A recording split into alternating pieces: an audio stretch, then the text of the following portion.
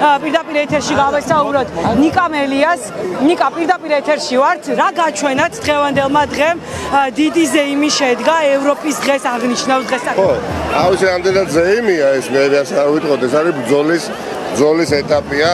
აკოპი თითოეული ადამიანისთვის ყოველი დღე არის ეროვნული დღე და ყოველი დღე არის ევროპული დღე და მათი მიზნები, ან ევროპული და ეროვნული იდეის მიღწევისთვის ცხოვრობს ხალხი. ყოველ დღე 365 დღე და ყოველი დღე ასეთი იქნება სანამ ნანუკა ძვირფას უმაყურებლებო შედეგი არ დადგება და შედეგი ჯერჯერობით არ არის. თუმცა წინააღმდეგობრივ ბრძოლაში და პროცესში ბოლომდე იქნება ადამიანების მონაწილეობა.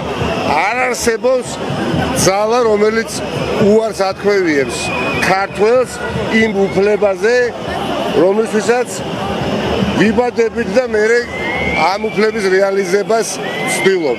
ვიყოთ თავისუფლები და ცხოვრობდეთ ღირსეულ დიდარ სახელმწიფოში და ეს სახელმწიფო არ იყოს რუსული გავლენის სახელმწიფო. ეს სახელმწიფო იყოს თავისუფალი, დემოკრატიული, სადაც საჯარო მოხელეს მის თანაკმასელ ოპოზიციოდ განწყობილ მოქალაქესთან საუბრის, ჭორაობის, ასთა გადასვლის, კამათის არ ეშინია, რომ საჯარო სამსახურს დააკარგავს.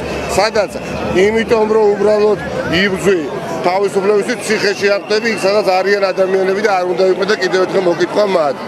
და არ ვიცხოვრებთ ისეთ სახელმწიფოში, სადაც არჩევნები გაუქმდება, სადაც კორუფცია დაკანონდება, სადაც დაკანონდება უღირსობა და ღირსება ფეხქვეშ გაითელება. კი ბატონო, ეს ყველაფერი მოხდა, მაგრამ ეს არის დროებითი და ვერანაირი ძალა კიდევ ერთხელ ვერავის უარს ვერ ათქმევიებს აი ამ უფლებების რეალიზებაზე.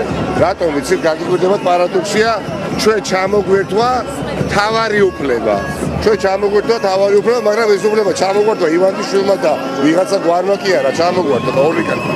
ისტორიამ ჩამოგვართვა და ეს უფლება არის დამარცხების უფლება. ეს უფლება არის ჩამორთვეული და აქედან გამომდინარე ბრძოლა ბოლომდე ყოველ დღე.